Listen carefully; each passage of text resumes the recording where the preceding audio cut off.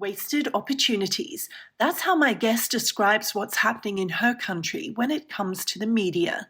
That country, the focus of this latest episode of the MEDIADELCOM podcast, produced by Media Diversity Institute Global and with me, Tanya Sakzewski, is the Czech Republic. It's one of the 14 nations involved in the MEDIADELCOM project, examining the risks and opportunities for deliberative communication. I recently met up with Iveta Jansová from the project. She's assistant professor at the Department of Media Studies and Journalism at Masaryk University. I started by asking her what her team's research has revealed about the opportunities for cooperation between media and universities in her country. What we found out is that the cooperation is actually not on a good level, that different actors are not really cooperating with each other, which means universities, different departments are not really in a good contact or in a contact that would be meaningful in a way of new research, new opportunities. And then you have the whole sector of a media industry that is very closed off. So their research is very often not something that we can look at as academics. And then you have NGOs that do their own research, which they share, but it's still every player is for their own. So the biggest opportunity in this is for all of those players to actually play together and try to reach some common understanding and some common knowledge and gain some common knowledge. So that is the opportunity that is being wasted, what we found out in our country. So where does that leave deliberative communications? I mean, firstly, it sounds like you need a bit of deliberative communications between these different entities. But what about on the bigger stage when you're talking about big issues?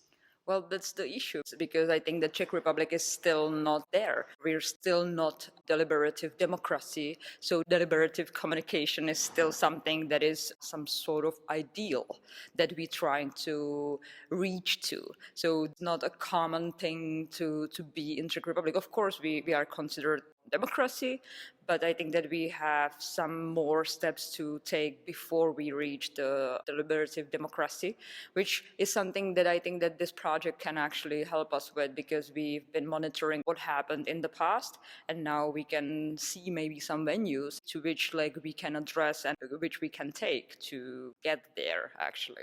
So what then is your research showing? You've given me an idea, but what are the main challenges in the country, particularly in the media environment, that deliberative communications and deliberative journalism could help tackle? There is a big challenge in that our research, real research, started to happen only after 2010. And of course, before that, we had some regime changes. So it was all influenced by that.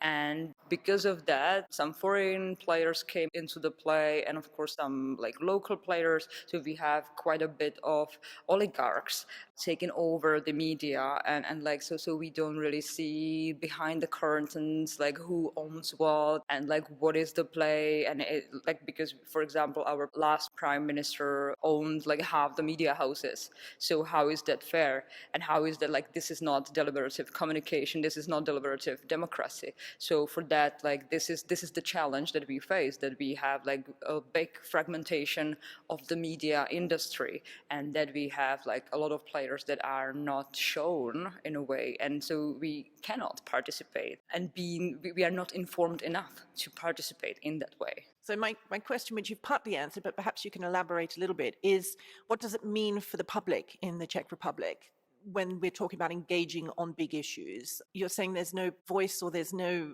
communication highway between the media and the people. So is that where deliberative communications and journalism could come in and fill a gap? Yeah, definitely. It's not like that, people cannot be part of the media communication. Of course they can, but not in a way that we imagine in the ideal deliberative communication and deliberative democracy. So that is something that we are still a little bit behind, because we vote to have a democratic government, but then of course in the past we've had quite conservative governments. So they are taking steps which 60% people for example, do not agree. So how is that like my voice is not heard if like the majority of people are not being heard or not being like addressed their needs? So this is actually exactly the place that is like for us to tackle, and that we need to like take the step to be able to be part of that discussion, for them to listen to us and media reflect on that, because they are of course like still reflecting on what the government is doing, etc., etc. But we've had some progress in that. We've had some like individual news outlets that are paid by customers, like that are paid by like interested people who want to participate. We've had quite some in the past years. So I think that there is definitely like the venue for that people are paying for quality news, quality reporting, quality media coverage. They're paying for progressive and liberal opinions, etc., etc. Because that's not something that is part of the majority or like the mainstream media nowadays. So there is an opportunity or a gap for deliberative journalism. Definitely, yeah. Yeah, there is. This is it. Like, this is those people who said, like, this is enough. Like, because the mainstream actually is not reflecting the mainstream, like all the people. So let's do it like on our own and let's bring the people what they want. Yeah. So how do you see deliberative journalism contributing to social cohesion? If you can make informed decisions, then the society is, like, in my opinion, automatically better.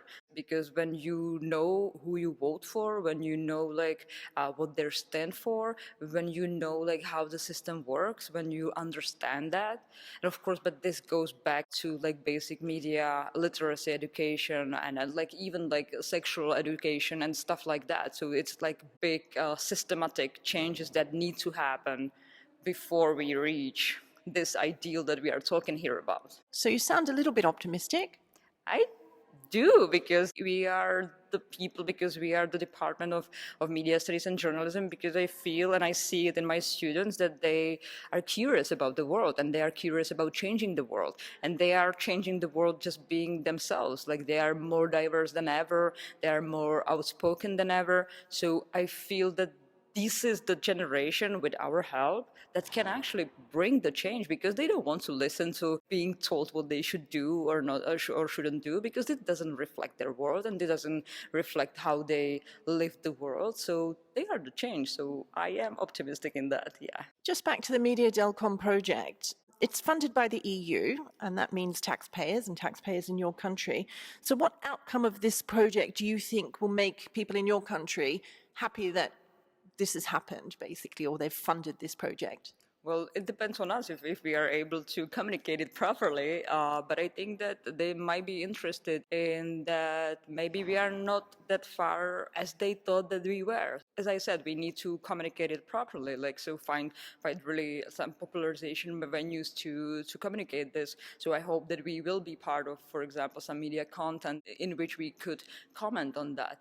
So I think that maybe it will be a little bit surprising that we are like not a match for some countries yet, which is not surprising for us as researchers, because we knew like from the start when we went into this project, because if you look at the list of the countries that are here, there is obvious that there has to be differences between us, because we've had different history and different development. So this might be the surprising part maybe for some people, because many Czechs, I think that we are really the center of the Europe and that we are like on the time and everything, which we are still quite not yet. I imagine when you started your answer that people would be surprised that the Czech media is not as low as perhaps they thought, but you think they have an optimistic view of where the Czech media plays on the stage, not the view I initially thought, which they were underplaying their role. Well, it might be half or even like different numbers, because like even at our department we do research like about polarization of the society, and we see really big gaps between people. So some people really believing and like in media, public service media, supporting that, etc., etc. And then you have the other half, and I say that in quotations because of course it's not half. People who do not believe do not believe media, do not believe the government. They are going to streets, protesting. Those are the people that we should also address, that should hear about this, that should hear about like what media do with you, etc., etc. And that goes back to my point about media education and media literacy that shows, and this is also something we found like in this project, but we knew from previous research that it's insufficient in our country, this kind of education, for example. You just mentioned polarization. What are the biggest challenges facing media in Czech Republic today? Big distrust to media by certain people in the country that are usually like lower education, lower social status, some sort of like marginalized groups that are not treated well by the government, for example, are not like served well, I would say. So this is a big thing, like distrust to media. And then of course like these kind of people won't go and won't pay for even like very progressive new liberal project because they don't believe in any kind of media, only the kind of media that tells them what they want to hear, which are of course some commercial stations or some like populism outlets, etc., etc., even disinformation outlets. So what's one thing that needs to happen now to change that dynamic? Once again, better education. They need to know how to find sources. They need to how to fact check. They need to know like what to do when they encounter some sort of like media content in a way that they would say, okay, so I need to go and check if this is like enough, if this is like the right source, because that's not happening. And like when you take new media into that equation, then you are in a maze of too many information, and it's really hard to choose, even as a person who teaches about this at university. Like it's hard to choose. So if you haven't had the education, if you haven't had someone tell you, hey, you should check this, or hey, maybe this is not the only opinion, then it's really hard. Final quick question. Is there one positive aspect or influence on the media at the moment that you want to mention? Yeah, I think that like young journalists taking things in their own hands and doing things differently, doing it on low budget, doing it like with their phones, but doing it right, doing quality journalism that is inspiring and that like is, for example, inspiring for our students. And our students are very often part of that because they're just taking on the world with their phones and with their small technique and just going for it because they care about the cause. Iveta, thank you very much. Thank you. And thank you for joining me, Tanya Sakzewski, for this MEDIADELCOM podcast produced by Media Diversity Institute Global. If you've enjoyed this episode, please like and share it. We look forward to your company next time. Goodbye.